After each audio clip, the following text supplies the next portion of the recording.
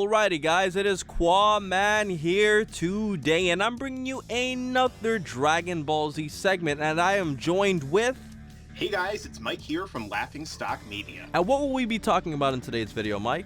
Today we're going to be talking about an interesting Dragon Ball Z timeline, which is going to talk about the different possible what-if scenarios that happen to split off the main timeline into the movies. Right, and this was actually brought up by one of my subscribers on my Facebook page. I'll leave his name anonymous for his personal reasons, and this was also created by Horo. So in today's video, Mike and I are going to go through this Dragon Ball Z movie timeline theory that this guy created, and we're basically going to share our thoughts on what we agree with, what we disagree with, and we're going to share our overall thoughts on this as a whole. So without wasting any more time, let's get straight into this video. So let me just start off by saying that this starts off obviously with the episode of Bardock and Bardock the father of Goku, obviously putting those movies ahead, even though it's technically a movie special. Now I just wanted to point out that episode of Bardock is not canon. It was clearly created to illustrate a potential timeline that would have caused the fear that Frieza's ancestors and Frieza had for the Super Saiyan threat. It makes absolutely no sense to have Bardock going back in time by being hit by a planetary destroying energy blast. So that's essentially, you know, but in terms of chronological order, it would obviously make sense for episode of Bardock to come first, and then Bardock the father of Goku would obviously come afterwards, even though there's some inconsistencies with that, because as we look at the Jocko the Galactic Patrolman manga volume, we actually see that there, you know, in the story in which we actually see Goku's mother Gine, it was completely different how the story was told. So the whole canonicity of that is a big question. But in terms of order, I'll just mention that it does theoretically make sense for these to take place first. Mike, would you like to comment on that? Yeah, I completely agree with everything that you just said. None of them really make sense, but yeah, I mean, the reason why we see Bardock, the father of Goku, after episode of Bardock is obviously because in episode of Bardock, at the end of Bardock, the father of Goku, he goes back in time to well before that ever took place. Right. So, I mean, that basically concludes, like, the Bardock aspects of this. So, Mike, would you like to take us on to the first movie, which would have branched out from Gohan being born? Okay, now the reason why we see here that the Dead Zone is on one particular side or timeline as the one with Battle with Raditz is because of the fact that there's a big thing that happens in the Dead Zone that does not happen initially in the Battle with Raditz. And for example, I would have to say that perhaps this branched off because Garlic Jr. came in this particular timeline. Now the reason for that is because with the Battle with Raditz, when Goku first shows up with Gohan to Master Roshi's house, no one knows who Gohan is. No one's ever met him before. However, in Dead Zone, everyone meets Gohan for the first time, so obviously these two cannot coexist. So somehow Garlic Jr.'s coming and the battle with him split this timeline into two diverging branches. Right, and I think that it's pretty interesting too. And then, you know, later on, Mike, you're going to go back down and we're also going to mention the point where we see how this kind of branches up with the, you know, the other elements of the actual timeline. But what makes these movies pretty interesting is how they create all these what-if scenarios. And as we see over here to the right, we have the battle with Raditz. And obviously we know the events. Goku dies, Piccolo trains Gohan, the Z-Fighters prepare for the Saiyan threats, and then we have the battle with the Saiyans. However, there are also two branching off timelines here that I think make pretty good sense. A scenario in which we see Goku arriving on time instead of being late, and obviously the other Z-Fighters being dead. And this is a timeline where we would see Goku and, you know, the rest of the Z-Fighters actually defeating the Saiyans. The obvious specifications of how they beat the Saiyans are obviously uncertain, but it would obviously make a lot of sense because when we look at the World's Strongest, when we look at Tree at Might, and when we look at Lord Slug, Goku clearly knows Kaioken, so it makes a lot of sense where Goku would have gotten that from, because he would have obviously have trained with King Kai at that point. And considering the fact that the Z-Fighters would have been alive, it also makes sense to add additional information into supporting the fact that this would have been a scenario in which the Z-Fighters were around, but the Saiyans were obviously defeated in some case, and obviously this would have been prior to Goku actually going on Namek and you know, be defeating Frieza and achieving Super Saiyan. Now when we look at the other time to the right, we see Goku arrives late, Goku defeats the Saiyans, Jerry the Namek, hunt for the Dragon Balls, battle with the Guinea Force. So this all essentially leads off to a completely different point. Now obviously this is not perfect, we don't know the exact specifications of the what if scenarios. However, One interesting thing is that both of these timelines branch off into the battle with Frieza. Would you like to mention this, Mike? Well, prior, I would say that maybe the main reason why they didn't go to Namek initially, even though Lord Slug does kind of mention them going to Namek in his own movie, would possibly because Goku was able to intervene before Piccolo was killed. And obviously, if he intervened before Piccolo was killed, they would have been able to use the Dragon Balls to bring back the other Z Fighters. But I feel the reason why it goes into the battle with Frieza is because at that point, that particular timeline could only end up ending. Either that or enough damage has been done or enough of the Z Fighters had been killed that even though all that other stuff preempted them, they still had to go to Namek to try and get the Dragon Balls to bring back some of the others who couldn't have been brought back with Kami's Dragon Balls. So they would initially have to fight Frieza in this way, and of course the main timeline leads into that to begin with. So essentially what you're saying, Mike, and yes, guys, I do say essentially a lot. So what you're saying, Mike, is basically even though Goku could have still had Piccolo around, you're saying that because of the fact that some of the Z Fighters could have been killed in the process would have led to them going to fight Frieza. The only inconsistency that's brought up with that is when we look at the previous movies, Lord Slug, Tree of Might, The World's Strongest, we still see the other Z Fighters. So that's where the inconsistency comes in. Do you have anything you'd like to add to that? Well, again, Lord Slug specifically says, oh, I've been to Namek and I know of the Dragon Balls in his own movie. So that would kind of imply that they must have been to Namek already and they know of the Dragon Balls in that one. But, I mean, that's an entirely different thing altogether, and that opens a can of worms that we really don't know how to expand upon. Right, but I mean, essentially the point is, guys, is obviously the movies were never really thought of to be canon, but essentially the main point is they would have to find some means, even though it's kind of unclear, to fight Frieza or to go to Namek for any unknown cause. For what Mike was saying, it makes a lot of sense for them to go, obviously for the Dragon Balls, to wish back any of the Z Fighters who could have been temporarily killed or anything off the screen, and then we would have come back. I know that sounds a little bit inconsistent, but essentially it does make sense for these movies to take place prior to Frieza instead of taking place after Frieza. It just makes significantly more sense.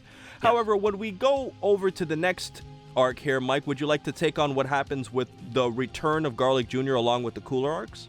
Okay, well, first off, it would appear that when it comes to the Cooler arc, there's two diverging branches which happen during the battle with Frieza. In terms of Cooler's coming, this could explain a little bit as to why Goku during the Cooler's Revenge movie cannot just naturally turn into a Super Saiyan. Goku is able to defeat Frieza with the Spirit Bomb.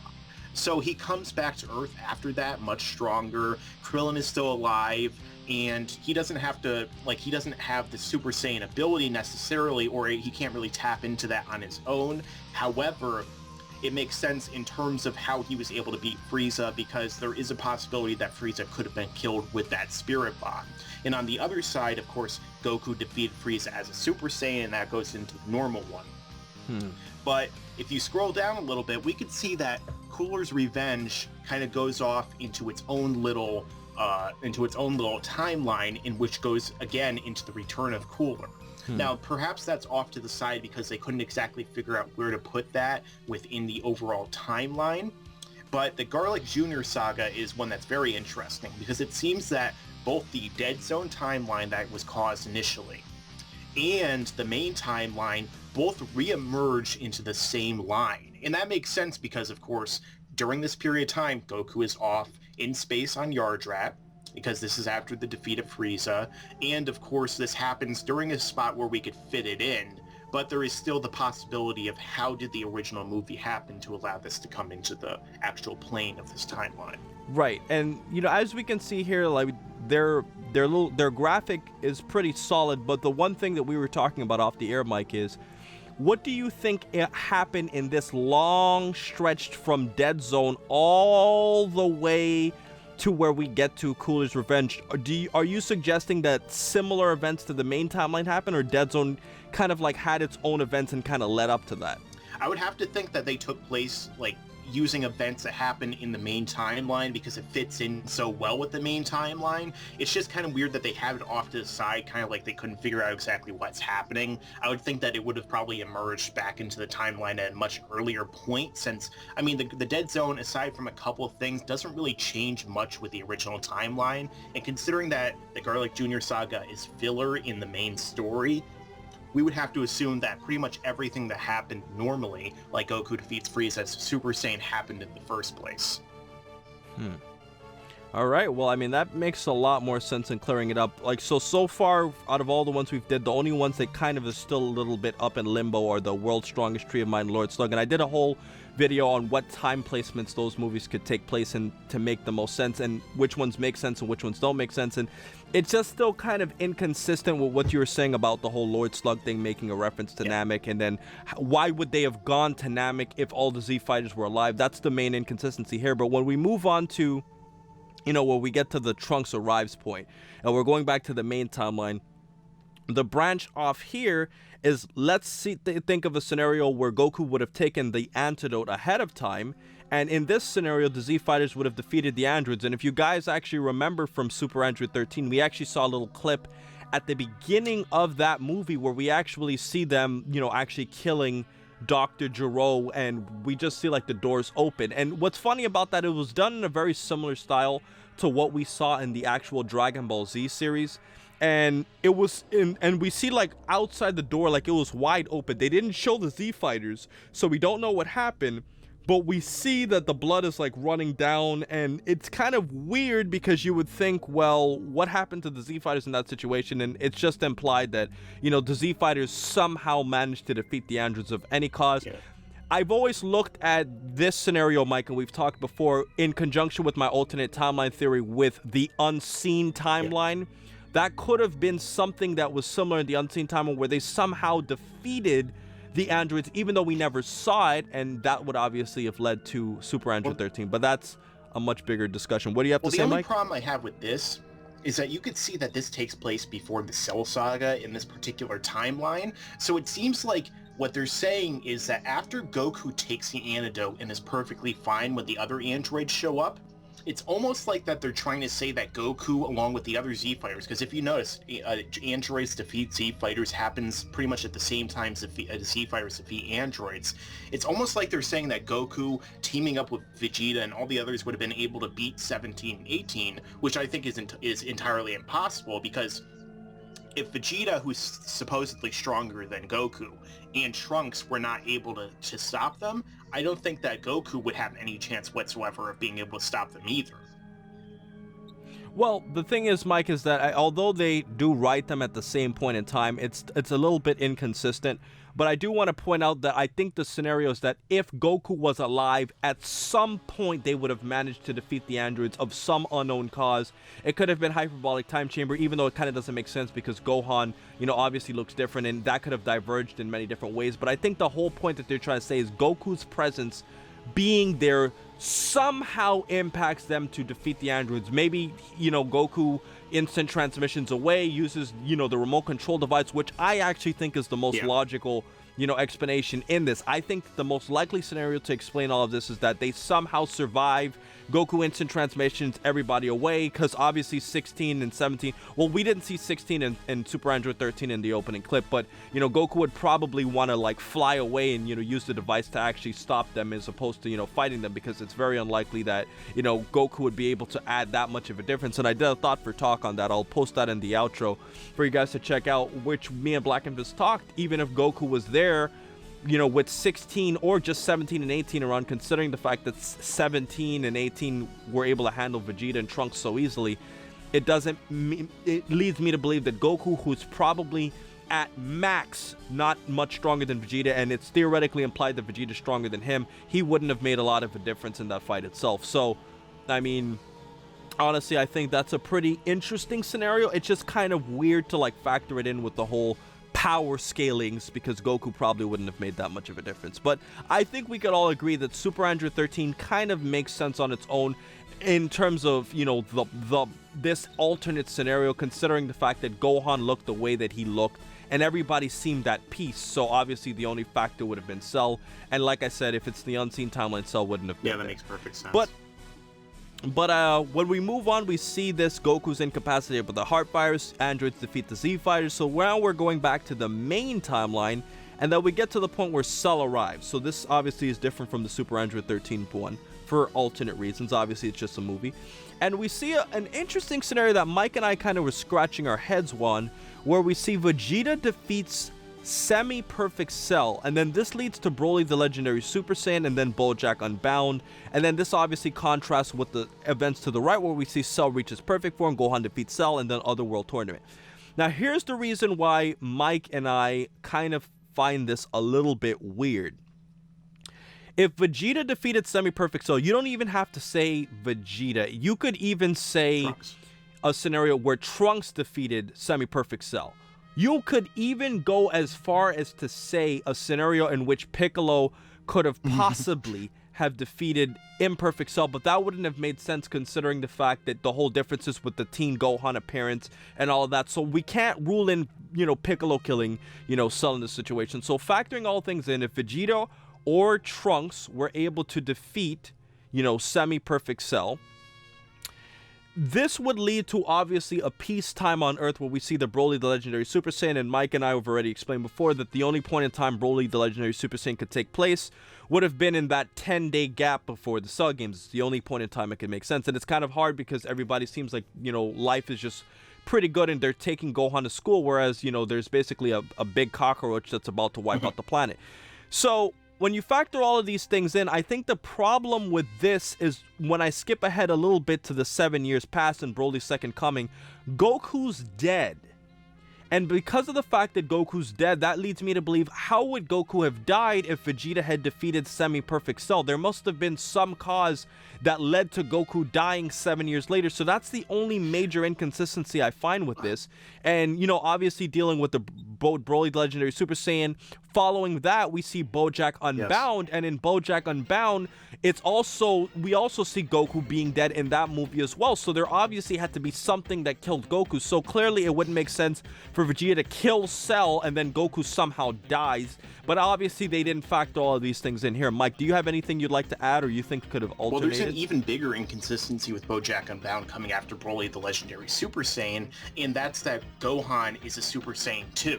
So it would have to have taken place after Gohan defeats Cell in the main timeline because of the fact that there's no way it could take place after Legendary Super Saiyan because not only is Goku still alive, but Gohan is a Super Saiyan 2, and that's this is after Gohan has defeated Cell and he's basically the hero of the Earth. So either that would have to be on its own timeline, like something completely separate from Broly, or it would have to somehow be fit right before Otherworld Tournament.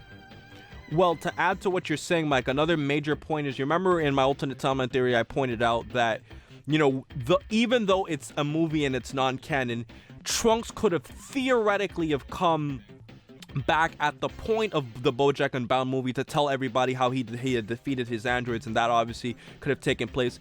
The inconsistency with that is that this is also taking place after Trunks had already gone back to his future and defeated the androids, right? So that also adds more reason to explain how that kind of causes a problem. BoJack Unbound is actually just fine on its own following, the actual defeat after, Cell, but the whole problem with Vegeta defeating semi-perfect Cell and Broly kind of causes a confusion only because of Goku's upcoming death. But Mike, why don't you take the next era where we see the 7 years pass and then we get the 25th Tenkaichi Budokai? Well, of course, there's a 7-year gap after the death of Goku at the hands of Cell when he blows himself up. And this is obviously the 7 years in which Gohan is not training. So this seems to take place during the same period of time in which Broly could have come in Broly's second coming, which again doesn't really seem to mesh with the whole Vegeta defeating imperfect Cell or semi-perfect Cell, because once again, obviously that wouldn't make sense with Goku being dead and Gohan seeming to train for the Tenkaichi Budokai that's coming up. But of course, where the big thing diverges now is that Babidi arrives, just like he does in the main timeline. Of course, as we see the main timeline coming off, Majin Buu is hatched, Vegeta dies just like he normally does, but there's another diverging possibility in which Babidi is thwarted. Now, how do we figure out how he's thwarted? I mean, there's a bunch of different theories as to maybe perhaps the Z fighters, instead of fighting amongst themselves, teamed up and just killed Deborah and Babidi and just stopped them from bringing out Buu. But in either case, I'll also add to that, Mike, it's also a possibility. What if they switched the order and they had Vegeta fight Deborah instead? Oh yeah, I mean, he definitely would have won considering what Vegeta said, and if he won, I don't see any real reason why he would have felt the need to turn Majin. He probably would have, there probably wouldn't have been any real possibility of it happening, because the fact that Babidi was the one who was told by Deborah that Vegeta was evil. Vegeta pretty much led on to Deborah. So if Vegeta somehow won that rock, paper, scissors, he would have been able to, fight and defeat Deborah. But after Babidi is thwarted, we see Bio Broly happening. And of course, with Bio Broly happening, that once again kind of doesn't make a lot of sense, because this seems like it's re-emerging back into the original timeline. But Broly seems to happen in a completely different timeline from everything that's happening in the main timeline. So it just seems like they're trying to fit Broly into all these different spots in the main timeline, but it just seems like everything that happens in Broly just completely contradicts everything that happens in the main timeline. Well, what I wanted to point out here is, Mike, with the whole Broly Second Coming, the only point in time that movie could have taken place would have been in the small gap between the Z Fighters preparing for the World Tournament and the actual World Tournament itself, because that's the only point in time it could have taken place. And Goten obviously knows how to fly, and all those little minor details adds to that. The only inconsistency would obviously be Goten saying, "I wish Dad was here," because obviously he met him afterwards. That's the only inconsistency with that. And because of that, it's kind of interesting how they show that this leads to Bio Broly, but in a way it makes some sense, because if Babidi was thwarted, then we could see a scenario where, Mr. Satan, it would take place right after the tournament. Mr. Satan owes, 18 money. Goten and Trunks are still around. Yeah. And we don't know the other events that would have taken place. Like Gohan wasn't in, Bio Broly, and Krillin was there, obviously. So it must have been a scenario where Babidi was stopped and Goten and Trunks. So I can see how Bio Broly makes sense. But the other two, it's just somewhere out there that it's just very confusing and convoluted.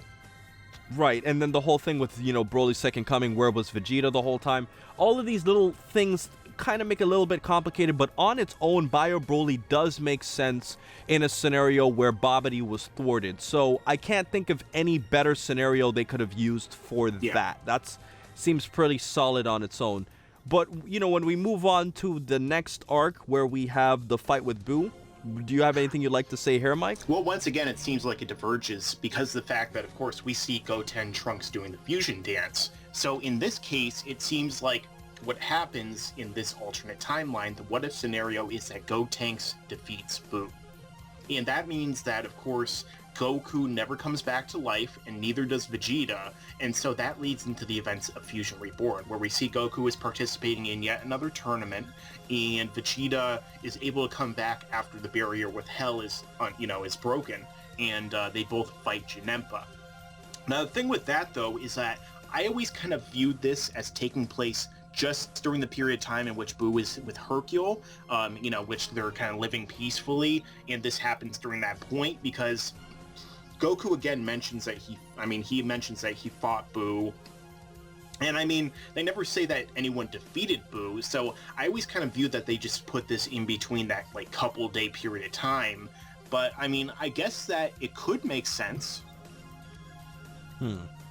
Well, the thing is, Mike, some of our subs might be asking us in the comment section, we got to differentiate which Boo. Are you saying that it makes more sense for them to have killed Fat Boo? Or are you saying that this is a scenario where Gotenks would have killed Super Boo? Because if you really think about it, Gotenks, if he wasn't screwing around, had a pretty good chance to kill Fat Boo had he taken that fight seriously. And if you also factor it in, when he actually fought against Super Boo, when he actually was a Super Saiyan 3, he literally had a chance. Right at the end of that fight, he was powering up a Kamehameha and he had Super Boo on the ropes. And had he killed him then, that could have also have led to the events of Fusion Reborn. But because of the fact that Vegeta would have obviously have been dead, Goku would have been dead, Gohan was in Fusion Reborn, leads me to, and he was shown to be Mystic Gohan in Fusion Reborn. That leads me to believe that this would have been a scenario where Gohan probably came to Earth and okay, well, what do I do now? Gotenks already killed him. I'm just going to go back, live life. Everything kind of restores itself and Goku goes back to the afterlife. That's kind of how I look at it, but This does seem to make a lot of sense, though. I don't really see any inconsistencies with this. It's just which Boo are we referring to? So which one would you say? I think both are entirely possible. I think he could have killed either Fat Boo or Super Boo. And the thing with Super Boo is that, say, like, if there was a delay with Gohan's training, Gotenks could have just turned back into Super Boo and finished him. I mean, he could have just turned back into Gotenks and finished Super Boo off. So, I mean, considering just how he did have him on the ropes, and there was a large possibility, and for some reason Super Boo went to sleep to allow Gotenks to power back up, I think that there's a high possibility that he could have killed Super Boo, whereas there's very little time in which Gotenks actually could have fought Fat Boo and beaten him. I see what you're saying. So you're saying the timing makes it a lot more sense to be Super Boo as opposed to Fat Boo. Okay, that makes a lot more sense. I actually agree with that a lot more. All right, so when we see this scenario here where Boo defeats Gotenks, that's obviously what happened in the main series. Gohan was obviously defeated too. And then we get the scenario, we all know what happens. Goku defeats Majin Buu with the Spirit Bomb. Obviously, they use the Spirit Bomb to indicate that. And then we get Wrath of the Dragon. Now, Mike, would you like to say your thoughts on Wrath of the Dragon in terms of its, what if scenario? In terms of Wrath of the Dragon happening, I think it just comes down to the fact that that wizard comes and tries to bring out Hirudegarn. And I think that whole coming of him seems to kind of make it where it diverges. However, honestly, it seems like this goes into History of Trunks timeline and Wrath of the Dragon, and then of course Wrath of the Dragon goes into Yosun Goku, which you'll talk about in a little bit, but with Wrath of the Dragon, I always felt Wrath of the Dragon probably fits in the best out of any of the movies, because it seems like it fits in a perfect time when there's nothing that can contradict it coming, like the 10-year gap. Right. Similar to BoJack. Yes, it seems like it fits in at a perfect time. So I feel like instead of this being some sort of divergence, it could possibly actually take place in the main timeline, because Yosun Goku and his friends return takes place in the main timeline, whereas History of Trunks is something completely different. And I feel like the only reason they have History of Trunks here is because the fact that History of Trunks, happens in a separate timeline that's later in the future. I think it makes a lot of sense, and quite frankly, like we said before, we've always said BoJack and Wrath of the Dragon are like the two movies where it fits perfectly with almost no inconsistencies at all. Like the inconsistencies are literally like laughable to point out about those two. Cooler's Revenge is also another one that could fit perfectly in the gap between the Z Fighters preparing for the android, that the only problem is Goku not knowing how to go Super Saiyan. That's a pretty big detail to discount. But I agree with this. I mean, it kind of makes sense coming right after Goku defeats Majin Buu. As a matter of fact, even though it's a movie and it's non-canon, you could theoretically write Wrath of the Dragon into the main timeline and people can wink it off because it fits that well. If Toriyama said tomorrow Wrath of the Dragon's canon, people would, there wouldn't be an issue, because I can't really even think of any big inconsistency. The only thing that I can think of is that at the end they try and make a kind of bridge between Tapion giving Trunks the sword and future Trunks having the sword. Right. But I don't think that that's really meant to do that. It's more like, oh, this is what Trunks would have gotten his sword from, or this is how it could have happened. I don't think that it really matters. I think that it pretty much could be canon if they wanted it to be. Yeah, and I've already made a video on how it's virtually impossible for Trunks to have gotten his sword from Tapion. So, I mean, I'm also referring this to the future Trunks. It's impossible for future Trunks to have gotten his sword from Tapion. It's impossible. But, when we factor in, Wrath of the Dragon, and then we go to Yosun Goku and his friends return, that's a little bit of a jump special. Would you like to give a little bit of a brief before I explain it, Mike, on Yosun Goku? Well, Yosun Goku and his friends return is a story that was originally created, and the first draft was written by Akira Toriyama, in which all of Goku and his friends are together at a party similar to Battle of Gods, which we'll talk about a little bit later. And essentially what happens in that is Tarbal, Vegeta's long-lost brother, who was sent off into space because he was too weak and not much of a fighter, comes to the Earth and tells him about how two of Frieza's renegade soldiers have broken off from his army and then they're following him, so he needs somebody strong to help defeat them because they're terrorizing his new home. And pretty much, I kind of view it as canon because the fact that, of course, Akira Toriyama wrote the original draft and came up with the whole story, and of course the fact that it makes perfect sense that it could fit in the timeline, aside from certain contradictions, which you might want to talk about, but I think that essentially because of where it takes place, it seems like it could at least fit. Right. Well, I mean, for those of you who might not know Yosen Goku and his friends return, it kind of is like a precursor to Battle of Gods, because in Battle of Gods, when they were actually powering up the Super Saiyan God, they make a reference to Vegeta's brother Tarbal, and they said he was on another star or another planet. You could also translate that a little bit more better. And in that sense, that's saying that Yosen Goku took place before Battle of Gods did. Yes. Now, the whole canonicity of Battle of Gods is now up for question with Super, and we all know all that stuff, but essentially, the point is that Yosen Goku and his friends' return could theoretically just take place in that huge gap after the Buu saga, and in Yosen Goku and his friends' return, interestingly enough, at the very beginning of that move, or I should say special, we actually see Goku, you know, working with Raditz, very similar to what we saw in Dragon Ball Super, to actually highlight a lot more, you know, in correlation with the series that we're seeing now. So I definitely think that, you know, Yosen Goku fits fine. There really is nothing else to really discuss with that. And then we get the history of Trunks. Well, even though this is a little bit older, this was created a couple years ago, would you like to add, Mike, you know, the new movies for the more modern, you know, fans, where we have Battle of Gods and Fukkatsu no F to this list? Well, of course, leading from Yosen Goku and his friends' return, we have first Battle of Gods. Of course, Battle of Gods is a story that takes place, I think, 4 years after the defeat of Buu, in which the God of Destruction reawakens and fights Goku. And I seem to think that it takes place in the main timeline. I mean, Super seems to be making it pretty dubious, but at this point in time, it seems like Battle of Gods and then leading into Fukkatsu no F seem to take place in the main timeline normally, and there's nothing really that contradicts it aside from, say, GT, but GT isn't typically regarded as canon in the first place. So Battle of Gods seems to take place 4 years after Buu, and which would be after Yosen Goku, and Fukkatsu no F, or Resurrection F as it's known in the English, seems to take place 9 months to a year afterwards, because as we know in Battle of Gods, we find out that Videl is pregnant with Pan. And then in the beginning of Fukkatsu no F, we see that Pan has been born. So it seems like it takes place not that long afterwards. Right.